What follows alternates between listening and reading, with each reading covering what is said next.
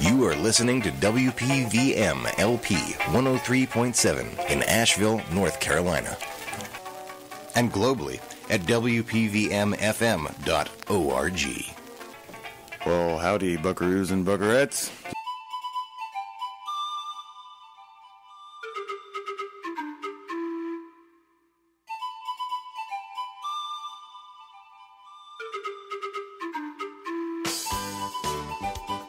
This is WPVM 103.7 FM in Asheville, North Carolina.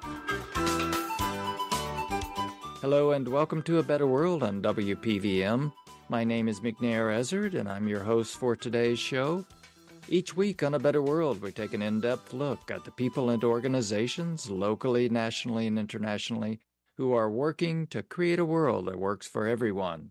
And our guest today is Acharya Mangalananda.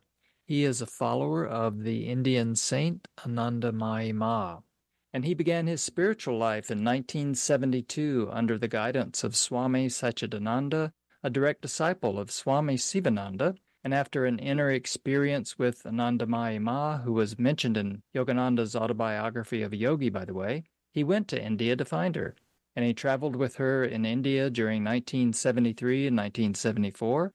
He has since been living within her lineage with some of her great disciples in ashrams in the U.S. and India, and he is the author of the book A Goddess Among Us, which is a book about Anandamayi Ma. Acharya Mangalananda, welcome to A Better World. Thank you. It's a real joy to be here. I appreciate you coming on. I've been looking forward to having you on the show. Why don't we get started by just having you talk to us about who was Anandamayi Ma? Anandamayi Ma was a very unique spiritual phenomena. She had no guru externally. She had no lineage, which is very important in the Indian tradition. They always say, who's your guru? What's your lineage? She was virtually illiterate. She went to 2 years of school. She was a Bengali married woman. Later, she became a widow when her husband passed away. But from birth, she was in a state of perfect unitive divine consciousness. She literally opened her eyes and she was a realized being. We have many different ideas of who and what Ma is and was. But let's just say she was a great manifestation of spiritual consciousness and energy. And she never promoted herself. She never, she was very strict about not allowing even posters and things. She would just move quietly through the world. And like a bee to honey, devotees were attracted to her in a very natural and spontaneous way. And she became, after just a few years of her adult life, very widely recognized as a great spiritual luminary by everyone in India. I mean, really, truly, she's universally respected.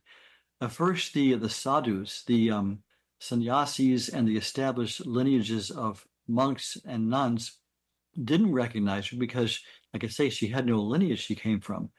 But then one sadhu invited all the heads of the different akaras, that's the monastic orders, to a big meeting. It was kind of a surprise. And he loved Ma, and he had Ma there just for the whole weekend, just to sit with them and talk. And at first they were very skeptical about this Bengali lady, but then by the end of the time, they were all just like total Ma devotees.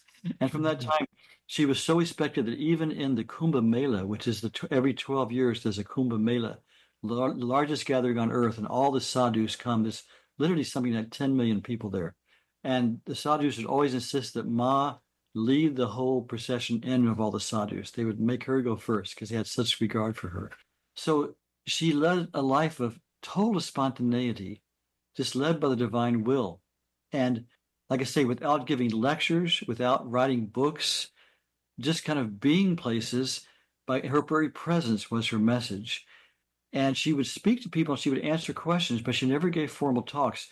But she had an influence on literally millions of people. Mahatma Gandhi came to her. All the freedom fighters came to her. Later, Nehru, the first prime minister of India, came to her, and his daughter came to her. But she influenced everyone from, when I traveled with Ma, I saw so many amazing people that came to her. And it ranged literally from just the beggars in the street to great exalted spiritual and even intellectual and political figures. So she had a very wide influence just by her presence, which was recognized in India. As I was reading your book, in certain aspects of her life reminded me of another Indian saint, Ramakrishna. There were three things that stood out for me as far as a kind of a parallel with him, is that she was married and he was married. And a lot of times, these great spiritual teachers don't enter into marriage.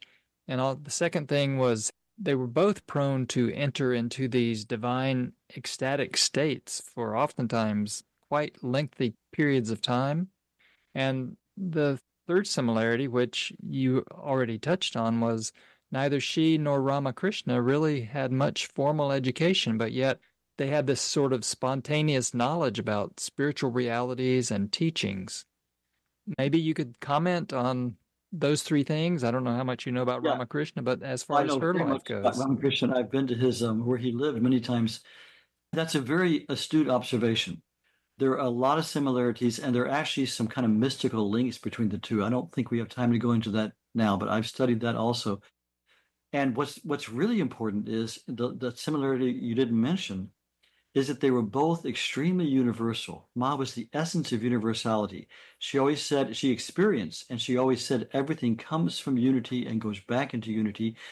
So what I want to mention here is Sri Ramakrishna lived in a time in the late 19th century in India where things were very sectarian.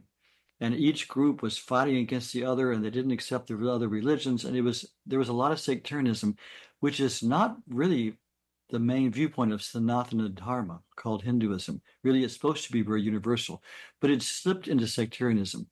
And for the first time, Sri Ramakrishna recognized all world religions. And if you remember, you read his life, he practiced spontaneously. He practiced all the different sadhanas within Hinduism. And then he even practiced Islam. He even practiced Christianity, had a vision of Jesus Christ merging into him. So he brought a breadth of vision to India and to the world that recognized all paths and all religions as leading to the same goal. And that was hugely important. Now, I think the universality, which is more common in our society today, stems from him breaking ground like that. And what Ma has in common is Ma spontaneously, I'll use that word a lot because that was her life, did even more. Like I say, she never practiced spiritual discipline for illumination. She was in that state from birth. But she went through 6 years of what we call her sadhana lila. Lila means it's a play. This is done for the divine joy. She received this divine command that she was just supposed to sit and watch these things happen in her body. So for 6 years, she went to this in total silence. She withdrew into this small area and was in silence for 6 years. Two things happened in that period. As she was just watching, because she was way back in her consciousness in this perfect state of unity with God, and just watching all this happen in her body and mind, two things happened. First, all the stages that a regular sadhaka, that's a person who's a spiritual practitioner, all the stages that he or she will go through unfolded spontaneously within her over a long period of time, so she could observe it and see exactly what was supposed to happen.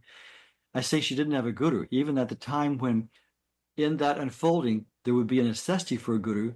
It was called Julan Purnima, a full moon in August 1920 something. All the scriptural preparation for initiation happened spontaneously in her body and around her. And then the Guru Tattva, that's the principle of the Guru, the principle of God coming to teach a person how to come to him.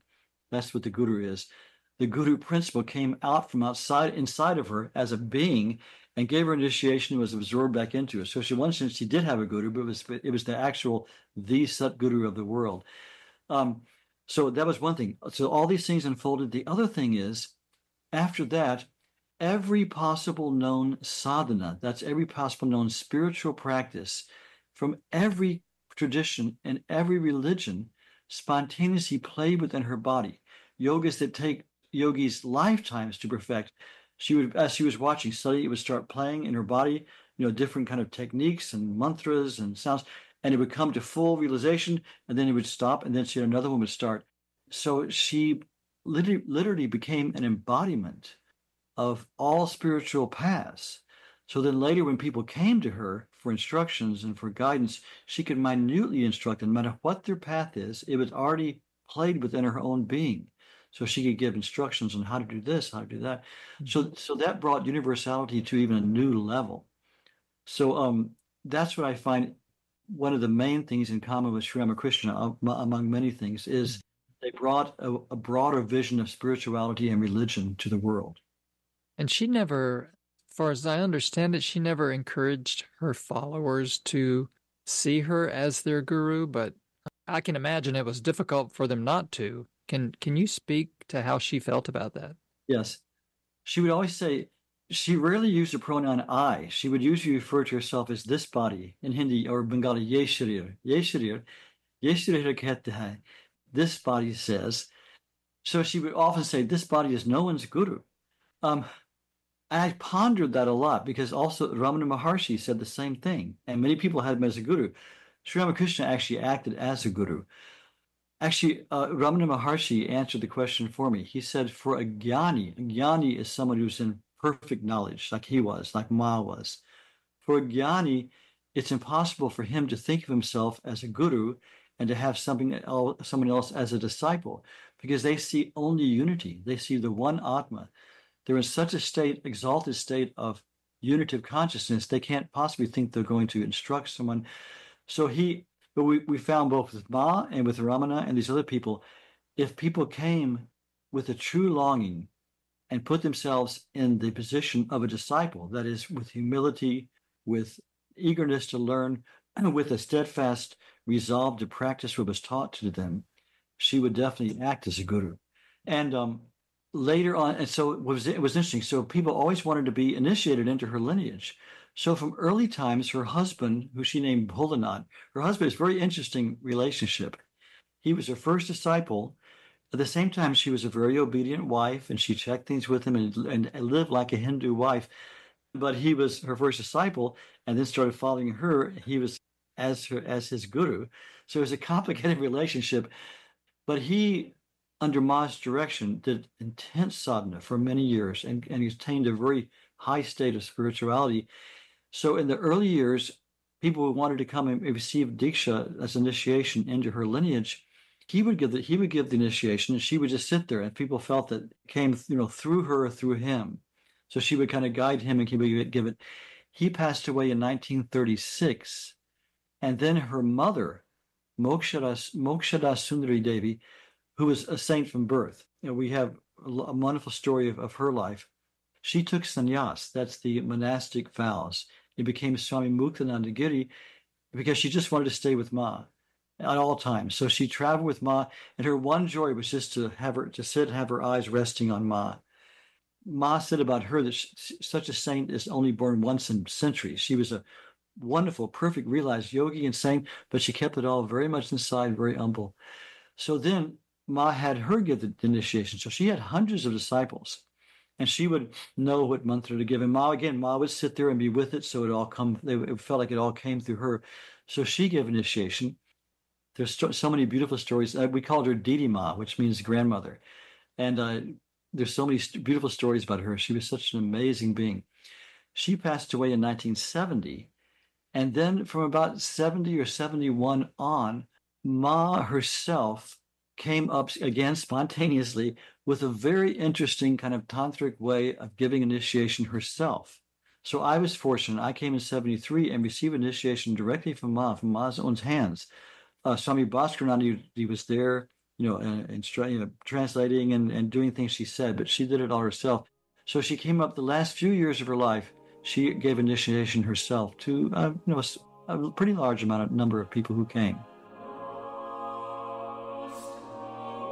If you just joined us, you're listening to a conversation with Acharya Mangalananda. He's a follower of the great Indian saint Anandamayi Ma, and he's also author of the book A Goddess Among Us, which is a book about Anandamayi Ma. And you're listening to A Better World at 103.7 WPVM in Asheville, North Carolina.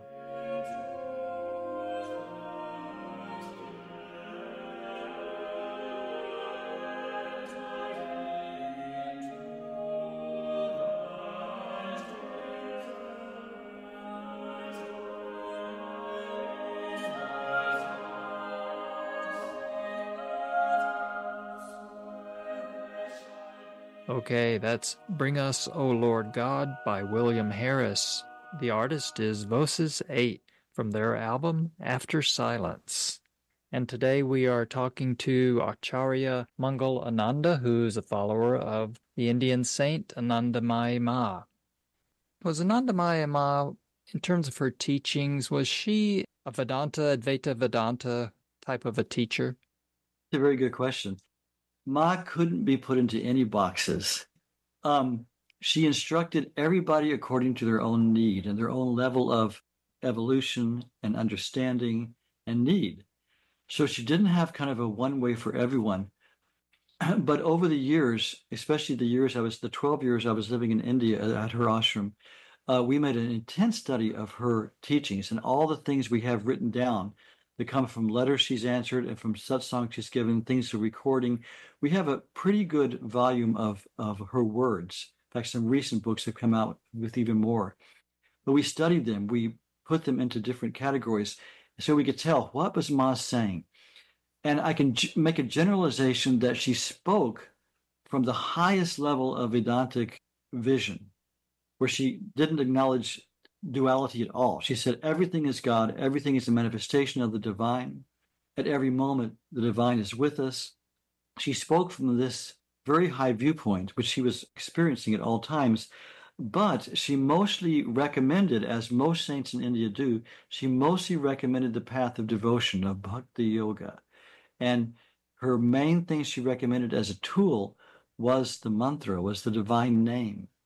She would always say, take the name of God. And in India, this is the most traditional, and virtually every saint will say this, that it's the safest, most powerful and direct path to just do japa. That's a repetition of a divine name. It can be Ram or Krishna or Shiva or Durga or Jesus or Allah. Like the Sufis, La ilaha illallah. There's many, many traditional mantras or sound formulas. And this is basically what Ma recommended. She, but she would also tell people to follow Vedanta if that was their way. She instructed according to their need. But generally, she talked about devotion and repeating the name of God. If somebody wanted to follow a path that would lead them to self-realization, was it through the bhakti path? That's generally what she recommended, but if people had different inclinations and temperaments, she would recommend something that would fit their temperament and fit their needs. Generally, it was devotional. So let me ask you about yourself. Tell me about your background and what was happening in your life at the time you found out about Anandamayi Ma? Well, I was kind of a child of the hip generation in the 60s and 70s, When I was young, I got involved in the hip movement and drugs and everything. I owe my salvation to that wonderful Swami Satchidananda, direct disciple of Shivananda, who started the integral yoga, which is still very much a active yoga studio in America. He's now founded Yogaville, which is a big, huge community in Virginia. I was recently invited there to speak. I stumbled into one of his lectures on a college campus, and it just inspired me so much to take up yoga and the spiritual life that I corrected my life and got a new set of friends and stopped taking drugs and cleaned up my act. Started following him. And then it was interesting. I was in one of his centers one time at a class, and an American Swami who was a disciple of Anandamayi Ma came. He had just come from India from being with her, and he had a little 8mm film. This is before video cameras, 8mm roll of film that he took of Ma, and he was showing this like he was projecting it onto the wall, and it was showing Ma walking around. I had no idea who she was. I wasn't even particularly interested. I came there for a class, but I was watching Ma, and she was fascinating to see. She had a grace of movement and presence that was stunning. If you're interested, I can tell you more what it was like to be with her. But I was watching it, and suddenly there was one scene where she came out of a building, and she was going to get into a car, but she stopped, and she leaned over the car door and looked into the camera. Her face filled the whole camera, whole screen. And she looked at me. I mean, the room was full of people. I felt she looked right at me, and she looked and stared and kind of leaned forward more and looked right into my eyes.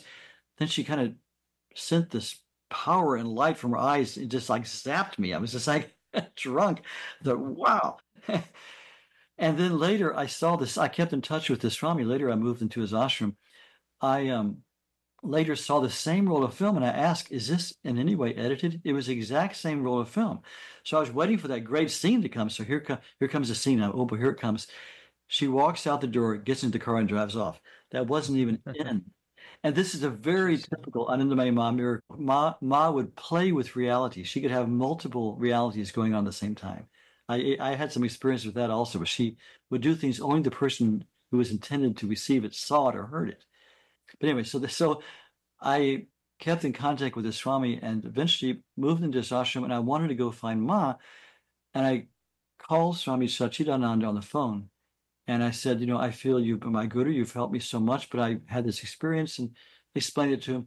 And he was very humble. He said, I was a rung on the ladder. Take your foot off this rung and go to the next rung. You should go to Ma. So I lived in that man's ashram for a while. It was a very, very strict ashram. And then went to India in 73 just to find Ma. And we found Ma. I followed her around asking for initiation. In fact, on the first day, I had a private with her, and I said, I've come to put myself under your guidance. Please give me what I need for my spiritual life. And she was very pleased, and she said, when the time is right. And then after some time, she sent, we were in her Vrindavan ashram in central India, northern India, and she sent a message to my room saying, come tomorrow at the temple, bring these items, you'll have your initiation. And I realized it was my physical birthday. I went when I was 19. It was my 20th birthday. So on my actual birthday, she gave me the real birth, the spiritual birth initiation. What was it like for you when you first met her in person? That's an interesting story. I like telling it because it brings me back to that moment. In fact, I've been to the place where many times in her ashram where I went there, and I'll sit there and I'll try to remember it. I'd read about her before coming, and I thought, what would it be like to see her? And so we arrived. She was in Vrindavan, because she traveled constantly. She was never spent more than a few days or at most a few weeks in one place. So it was hard to track her down. We found her in Vrindavan, and we went and we got there in the morning, and I was with several other people, and they told her that we'd come. She was in her room. They said she's been in her room in samadhi all day, this spiritual kind of trance. And so we went to her room. There was an outer room, kind of a waiting room. So we went and we sat there on the floor, and there was a little raised platform thing with a blanket on it. And then Ma came out and just sat in front of us. I don't think she even said anything until much, much later. Most of the whole first meeting, she didn't even speak. But she looked at each one of us in the eyes for a long time. To me, it was always a supernatural experience to be with Ma. I can't even describe it. I found when she walked into the room, I tried to always keep my eyes on her. And I found when my eyes just rested on her form, my own mind and being would wake up in a way I didn't know even existed. I would suddenly feel all these areas in my being that I didn't know existed, literally just by having the sight of her. That's the real darshan. So I sat and looked at her, and when I look back on those times, it was so profound. I didn't know how to think of it at the time. I've reasoned through it more. She was so humble. She came out, she was dressed in white, long black hair, but there was almost an emptiness to her presence. There was just no ego. There was just consciousness, but it gave the impression of almost emptiness, like totally simplistic, totally humble, just sitting there. But simultaneously, she was the unquestioned queen of the universe. There was just this majesty to her being. We're used to great men and women. They'll have a presence, but it's an ego. A great being with energy. There was none of that. It was just emptiness, but at the same time, a presence that was unmistakably just divine and awesome. So, my turn came, and she just sat very, very humbly and just looked into my eyes. So I looked into her eyes, and she looked past everything. She looked past the body, the mind, the experiences, the lives. She looked right at my divine soul, and she saw it. And so in her vision, suddenly I realized I was a soul also for the first time. You know what I mean? If someone stares at your hand for a long time, suddenly you become very self-conscious and you're aware of your hand, you know? She stared at my immortal soul. And I was sitting there realizing no one has ever seen me before. I'm way back here and they only see this mask way in front of me. Ma was the first person who's seen me. And it was always a very satisfying experience to be seen by Ma because she really saw you. She saw your real being. So you spent 1973 and 74 there. Did after those years, were you ever in her presence again? Unfortunately not in that because I went back to America and I went back to this Swami's ashram who I was living with before I came and kind of committed myself to be living in this ashram. I gave whatever possessions I had and lived as a member of this ashram. And he would go back usually once a year and he would take some people with him. But then I spent so much time with Ma. I was kind of at the bottom of the list of when I was going to be taken, and I didn't have my own funds to go back myself. So I was just hoping I would get back. And then after a few years, she left her body. So I was very sad about that. But at the same time, I felt I had gotten what I needed. Mm-hmm. And I felt then and I feel now that she lives within me totally all the time. So that connection was made. So it would have been wonderful to have seen her again. I would love to go see her now. But on one level, what needed to happen happened and is happening. So what sort of activities are you involved in now in regards to Anandamayi Ma? Well, I host I'm on the board of the Anandamayi Ma Ashram and Temple, which is at the moment in Massachusetts. I'm on the board of directors there, and I host a monthly Matri Satsang. That's what we call it on Zoom. We had a group here of people who would meet, devotees of Ma who would meet, and I would lead that before COVID. And COVID was a blessing because we started doing this on Zoom, and now people from all over the world come. So we have kind of an online worldwide community of Ma devotees, and we meet once a month. I host that, and I do regular. See, the ashram I was living in gave me the title Acharya. That just means you're supposed to pass on Ma's teachings with your experience of having tried to live them. And they assigned me to do two things: do that, and also keep spreading the names of God, singing and meditating on the names of God. This kirtan is the call and response chanting of mantras, of names of God in a beautiful way. So it's not just monomelodic, it's done according to Indian ragas and things. So it's very melodic. And I was trained in that, and I've kind of been doing that my whole life. So I have kirtans. I have a really good kirtan band. I have some great musicians with me. And so we sing all over this area here where I'm in the San Francisco area. Whenever we can, we have events and we get people to sing these names with us, and people love that.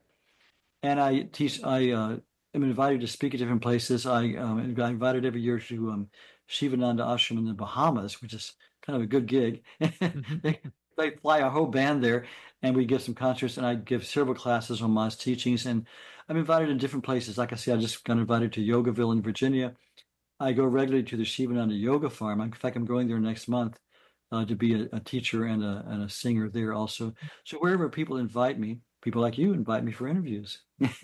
So Ma has given me this job, and I just am there when she arranges things as she wills, and I try to just do my part. And of course, the main thing is I do my daily practice that she gave me. That's the real service of Ma. Somebody asked Ma, how can we serve the Guru? And Ma said, by doing what the Guru told you. I try to do that also.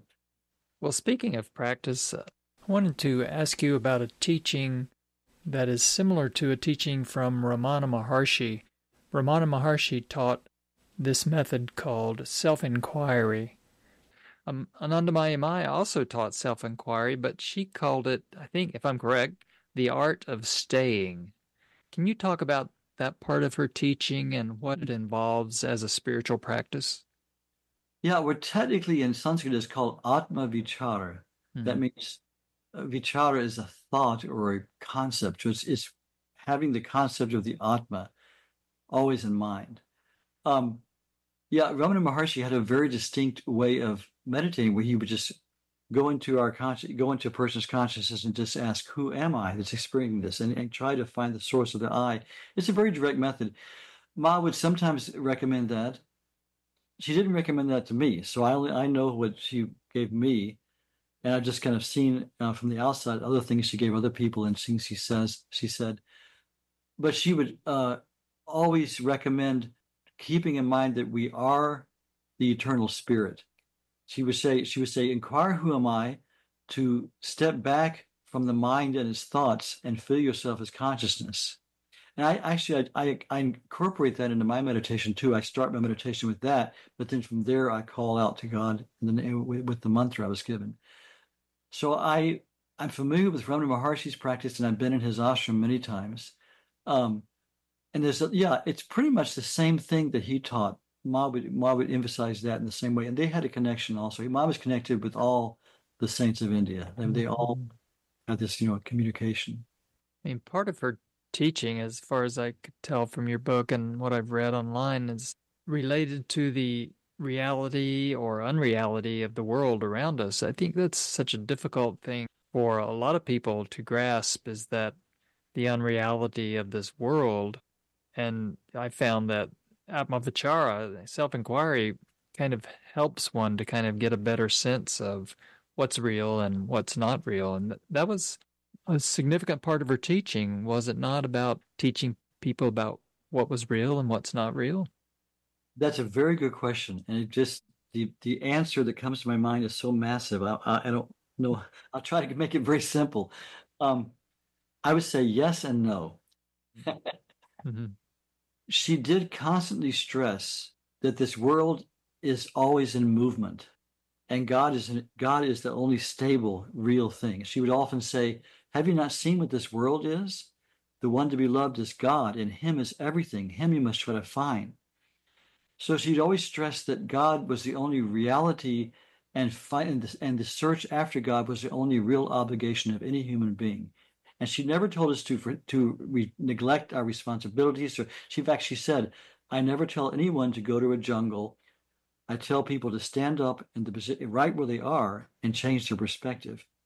She did stress the reality of God, the ephemeral nature of this world and its pleasures and enjoyments and things, and how she'd always say the sense objects are full of poison. So try to concentrate on God. But an important point is the Vedantists, like along the line of Adi Shankaracharya, say that the world is all Maya. The world is unreal. The universe is unreal. What we're seeing is unreal.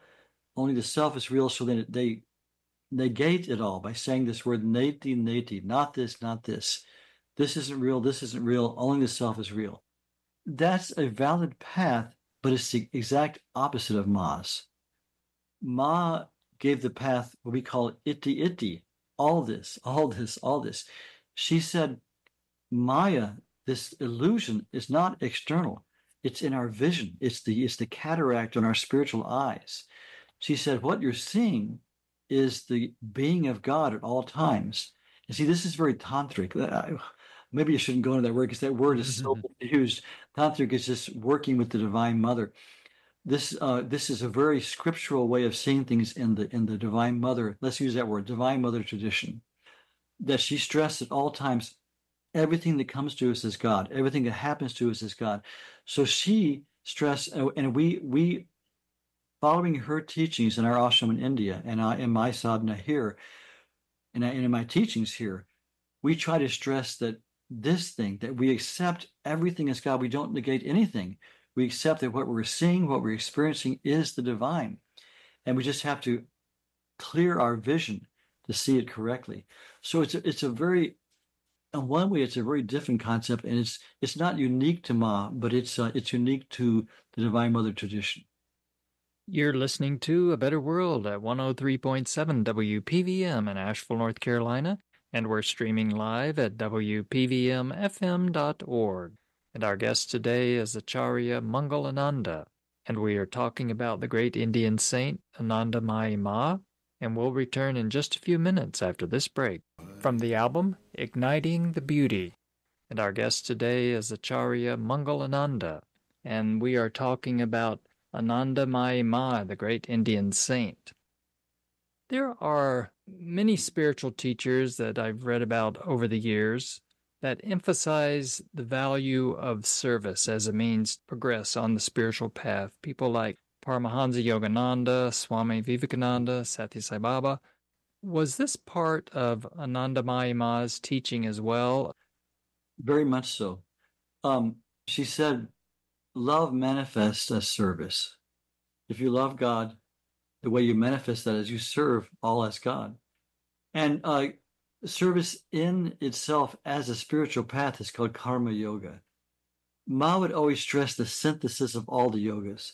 You see, the basic paths of yoga are bhakti yoga, the yoga of devotion, jnana yoga, the yoga of consciousness, like Ramana Maharshi. Karma yoga is the yoga of action.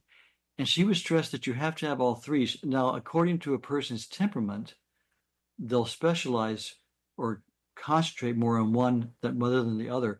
But she would always stress, if you're doing karma yoga, if you're serving, if you don't have a meditation practice where you keep your mind clear and calm and stable as you're serving, it can always turn into egotism. It can turn into anger. It could have a bad turn.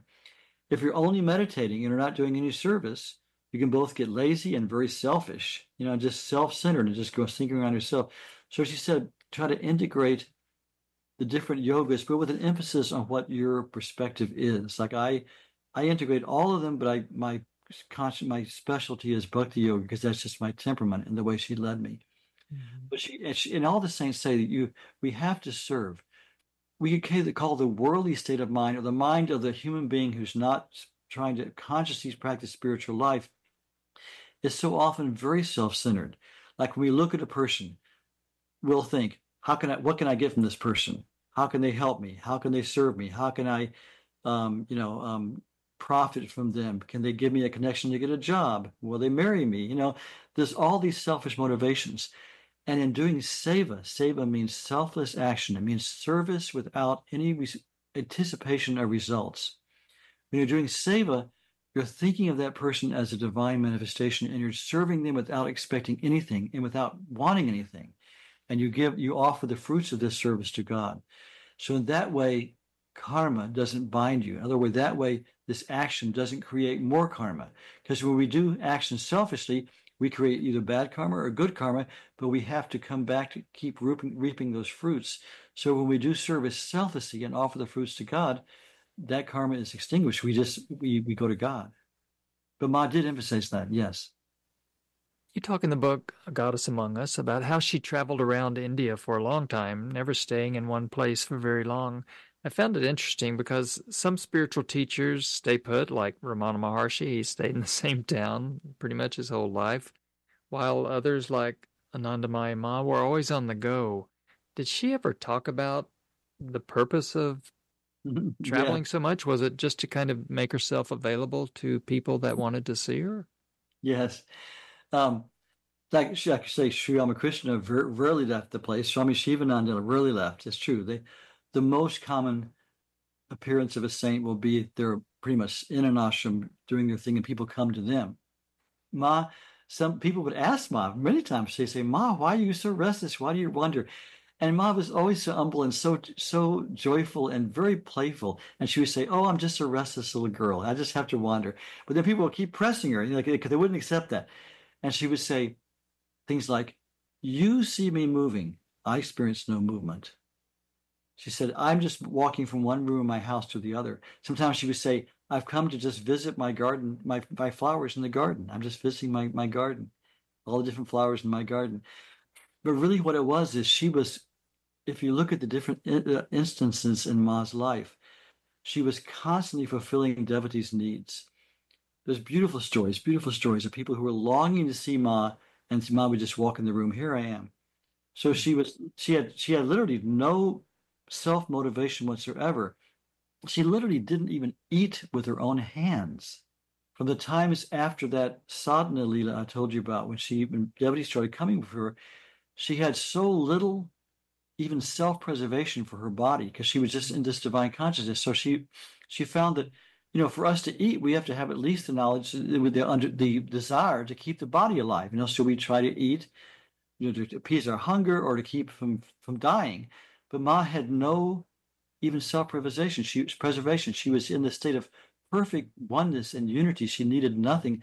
So she found that she couldn't even raise her hand to her mouth to put the food in, because that would require some kind of desire, and she was totally desireless.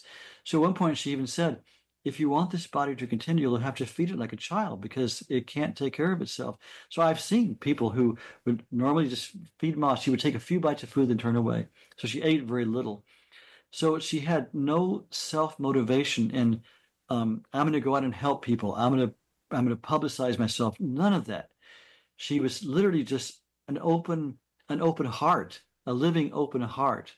And she could sense the hearts of the devotees and their needs, and she would just come as they needed it. All these wonderful stories of illustration are coming to my mind, but I don't think we have time to go through it all. Just of Ma just appearing somewhere and saying, I'm here, don't cry, you know.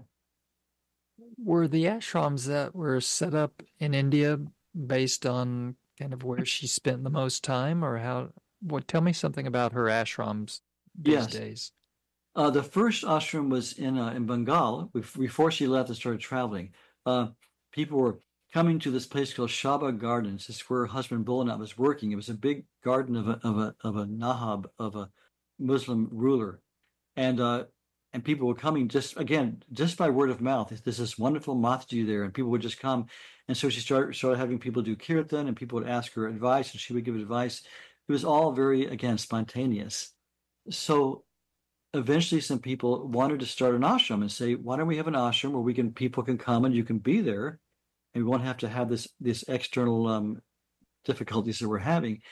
And she laughed and she said, there's so many ashrams in India. My ashram is the whole universe. Why do you need another one? But they insisted, as out of love. And so she gave some directions for it. And she would always she would always insist, these are not my ashrams, they're your ashrams. You started them. So the first ashram started. Shortly after it started, she left.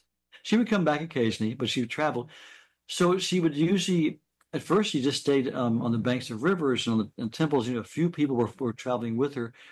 And eventually, as more and more devotees came, and kind of a spiritual family was formed, other devotees, just as you said, they wanted a place where Ma could be more comfortable and people could have more access to her.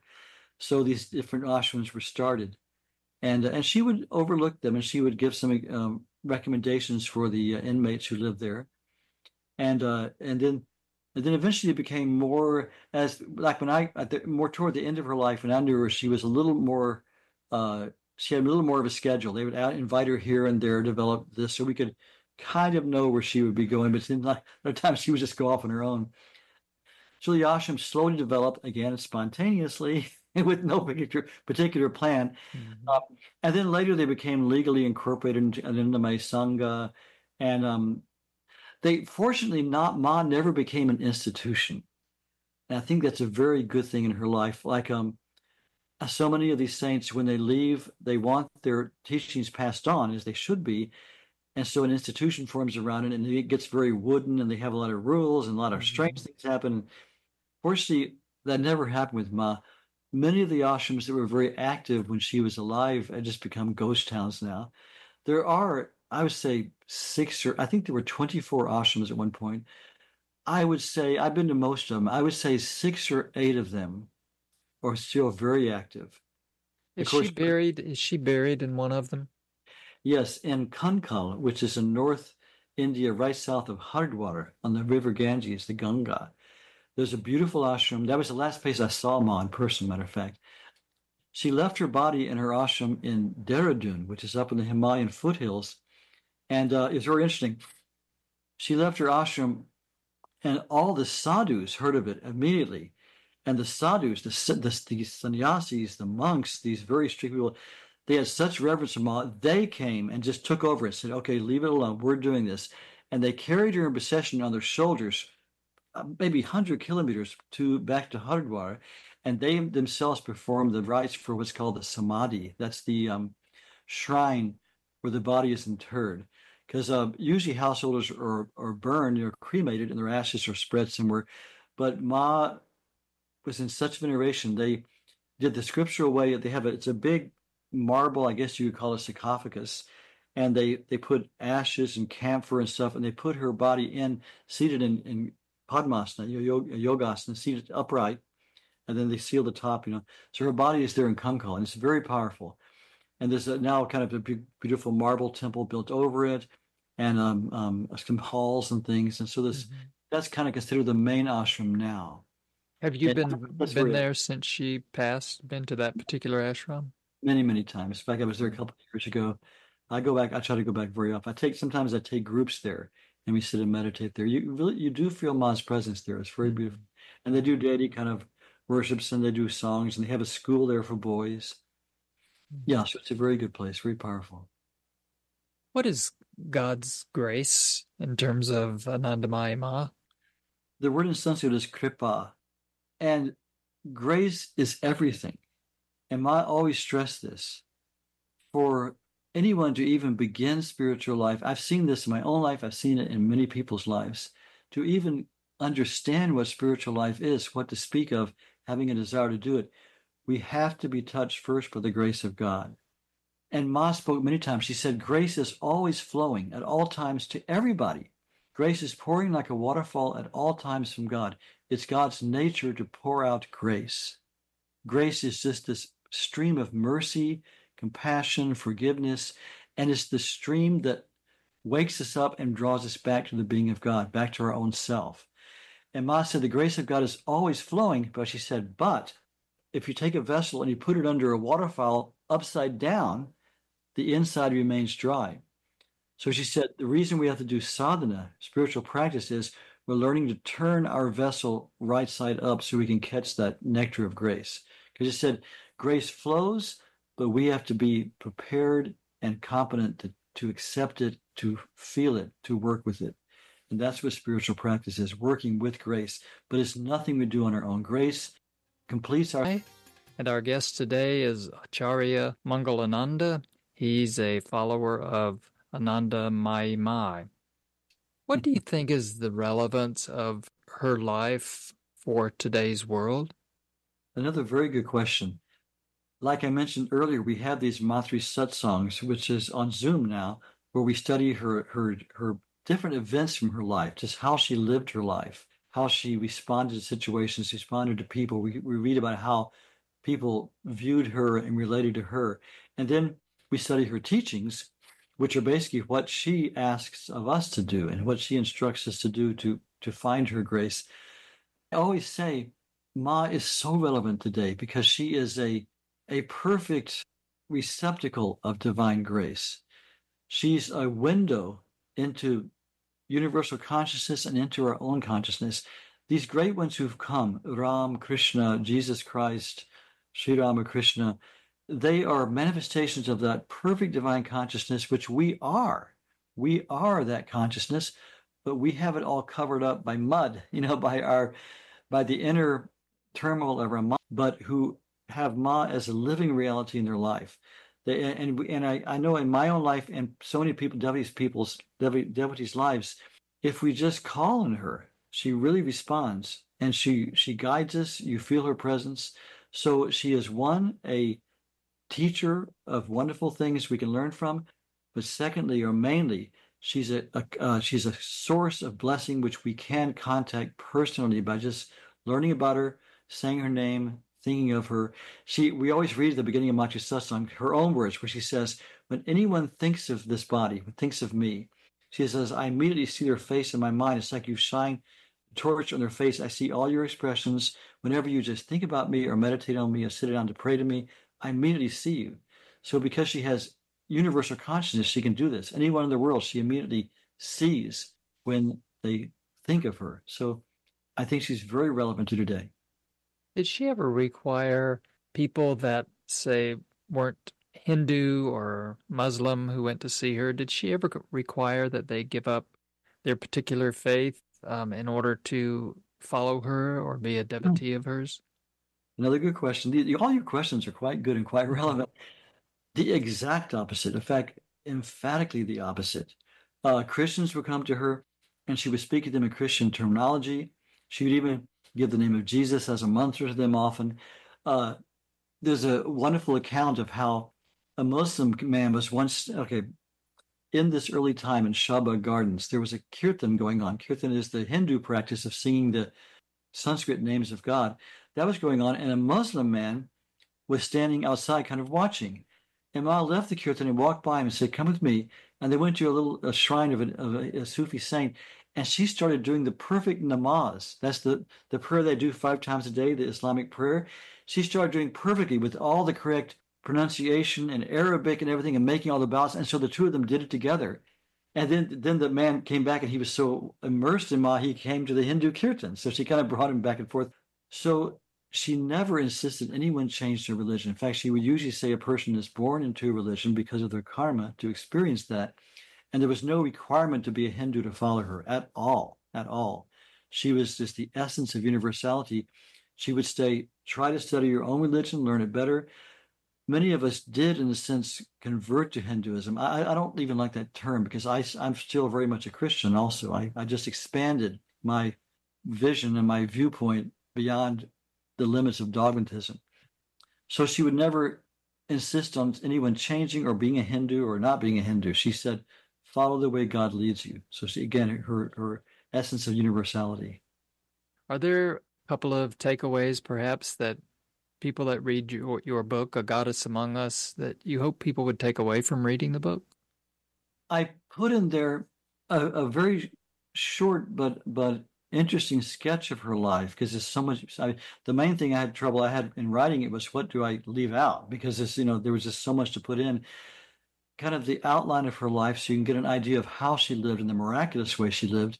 And then I put a couple of chapters of the essence, of what I think of the essence of her teachings, about how everything is God, about how the name of God will help you. I even put in the end one of her beautiful recommendations for a type of meditation. So I hope people take away from the book Ma's reachable presence and her universality. Also, an important thing is very few people had her as a guru, as a teacher in herself. They had other gurus, and their gurus would send them to Ma. They would say, "You have to go to Ma. She's the universal mother." So whether a person has another teacher or anything, or follows a different path, makes no difference. Ma is the universal mother, the divine mother, who shelters us and who and nourishes us and gives us life. So there's no way that you're not having any kind of infidelity to another teacher by coming to Ma. In fact, she would always say, "Do what your guru tells you." That was her main thing. When someone comes and says, "Ma, what do I do?" She would say, "Do what your guru tells you." But they had Ma as that overshadowing mother of all. So I hope people take away her great universality and her great reachability, accessibility. Are there any resources the people that might be listening want to find out more about her that you can recommend? Yes, there are very many books, even on Amazon, which people tend to get everything from these days.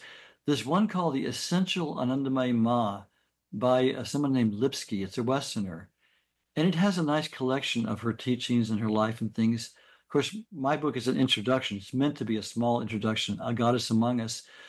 So The Essential Anandamayi Ma, there's, if you can find any books by Bitika Mukherjee, she's a Bengali lady who grew up with Ma. She's considered the most correct biographer of Ma. There's a beautiful book by my friend Lisa Hallstrom, whose name is Pragya Hallstrom, who hosts our Matri Satsang in the Boston area, called Mother of Bliss. And she didn't meet Ma, but she went with her family to India a few years ago and spent, I think, a year and a half there researching Ma and interviewing so many direct disciples. So the book is full of beautiful interviews with people who live with Ma most of their lives and people who were just devotees of Ma and were with her. So it's also a very informative book and beautiful to read. Final question, is anything else you'd like to share? Well, people are welcome to come to our Matri Satsang. It's the third Sunday of every month at 1 o'clock Pacific, 4 o'clock Eastern. If you look at my website, if you can remember my name, Mangalananda. If you look at mangalananda.org, there's a link there. It's the same link every month. And you're welcome to come and kind of be a part of our community and tune in and hear about Ma. And we have an open discussion afterwards so people can talk and share things and ask questions and things like that too. And just read of Ma and learn of her and access her wonderful blessings that comes from her. Okay, on that note, I want to thank Acharya Mangalananda for coming on the show today and talking to us about Anandamayi Ma. And he's also author of the book, A Goddess Among Us. Thank you so much for coming on the show, and all the best to you. Thank you for the invitation and for the really uplifting work that you're doing too. May God continue to lead you in that.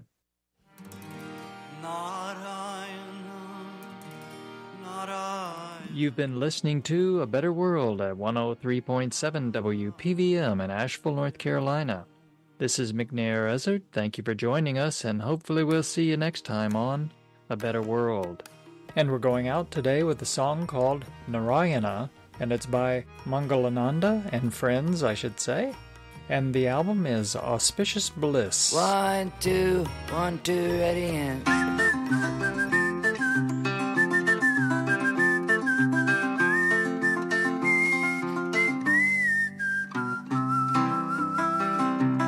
All the way from China over the Pacific is the atom bomb of drugs.